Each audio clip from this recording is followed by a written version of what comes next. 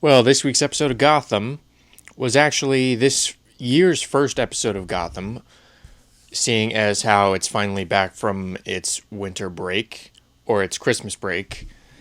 It's back from hiatus, and I actually forgot about the stuff I liked about the show and the stuff I did not like about the show because it's been a while since I've watched it. I haven't really felt any desire to go back and rewatch any portions of the previous episodes.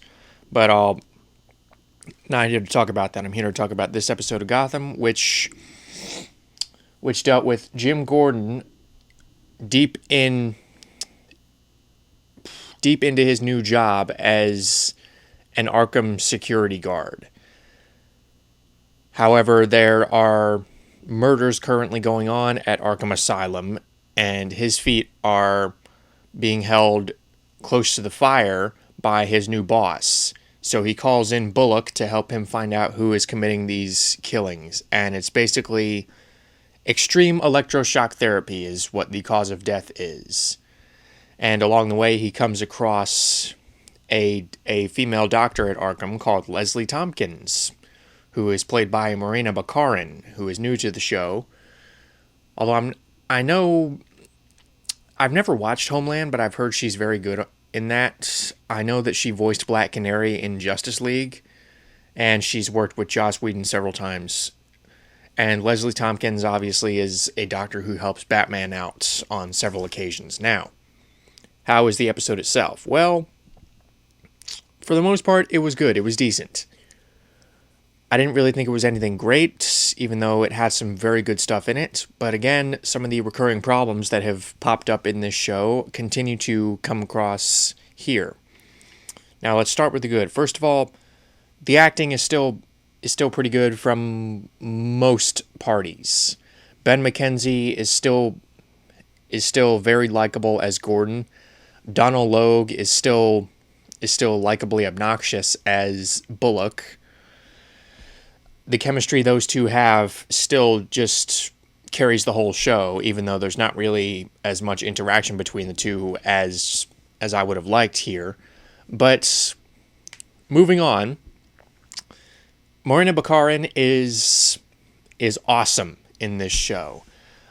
She makes a great addition to the cast, and part of this has to do with the way the character is written, but a lot of this character's charm comes from Baccarin's charisma and the presence that she brings to the screen, more so than the script. Not that the script is bad, it's just Baccarin really is allowed to exude much more of her own personality, and she's allowed to inject a lot more of her personality into this character, because really there's not really a whole lot to this character at this early point of introduction. And another positive is I was interested in who it was that was committing the murders. And obviously, when we learn at the end of the episode, it has me hooked for what this character is going to do next, because the villain gets away, which I liked. It's a nice way to break the mold, because usually the way that these episodic stories work is that Gordon and Bullock catch the villain and, another day, another dollar. Whereas here, the villain gets away. He escapes from the asylum. He kills the warden. And, yeah, it sets things up nicely for next week, which, again, I'm interested to see. This show keeps me interested. I may not think it's as good as Arrow and The Flash, but, again, it's keeping my interest. Although, I'm basically playing bad cop on it at this point. What didn't work, I will name some more stuff that did work. First of all, Butch, Fish Mooney's henchman, the Drew Powell the Drew Powell character. He's finally given some actual character. He's finally given some actual dimension, or at least the beginnings of some actual dimension, in that he is given a task by Fish Mooney and he actually takes some initiative. We actually see a choice put in front of him, and he is allowed to actually develop a little bit of a personality aside from being, just a henchman. So for the most part, I was much more interested in him than I was Fish Mooney. Fish Mooney, I've never been interested in. She's just an idiot. Although, to be fair, she wasn't quite as much of an idiot this episode because it really did kind of focus on her and her boys gathering assets and allies to eventually take over Falcone. And another thing I liked was the Penguin. The Penguin, again, remaining one of, if not the most interesting character on the show. He's put into a cell by Maroni because he went behind Maroni's back and raised taxes on fishermen. So if, in case you were wondering, how is in what world does Penguin rise through the ranks without any problems? In what world, even a stylized world, that kind of lacks credibility? And the fact that he's not so much hit a snag, but kind of overstepped his bounds and had to be put back into place, again, makes this whole scenario much more believable. And again, Robin Lord Taylor really plays that well. And I forget the guy's name who plays Falcone, but he also does a good job. I'm liking this guy as, or not Falcone, Maroni. Sorry. The guy who plays Maroni, I'm liking much more than Eric Roberts in The Dark Knight, personally. I think he's much more alive.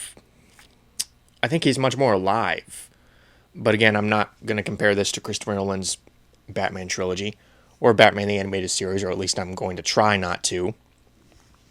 So I like the new character, Leslie Tompkins. I like some of the old characters. I like some of the older plot lines that they are still building up.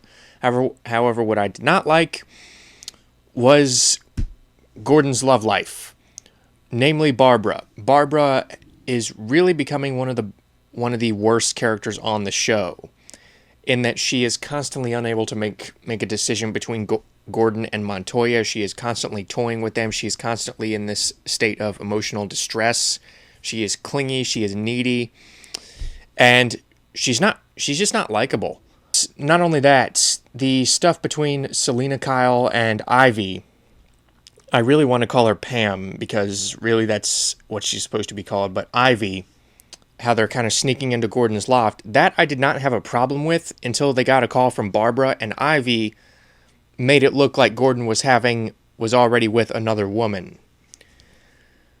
Okay, that seems really out of character, and by that I mean Ivy has had next to no character up to this point. She's really the most character development that she's gotten up to this point is what has been stated about her by other characters, namely Selina. We've never gotten any indication that she could pull this prank at this point. We haven't really gotten any kind of character trait that would lead us to that conclusion. So the fact that they spent all of Selina Kyle and Ivy's time in this episode building up to that, to the whole Barbara twist, and how she hangs up the phone and is driven further away from Jim, I actually thought was really insulting, especially again considering we haven't really seen much of Ivy's character at this point that would lead her to commit that action. So again, this episode had some really major problems, but for the most part, I really dug it. Or I found it okay. Especially, the presence was definitely strengthened by Arkham Asylum, which looks great. I'm really liking the look of Arkham Asylum at this point. It still doesn't hold a candle to, and this may just be, the type of media that it was released in.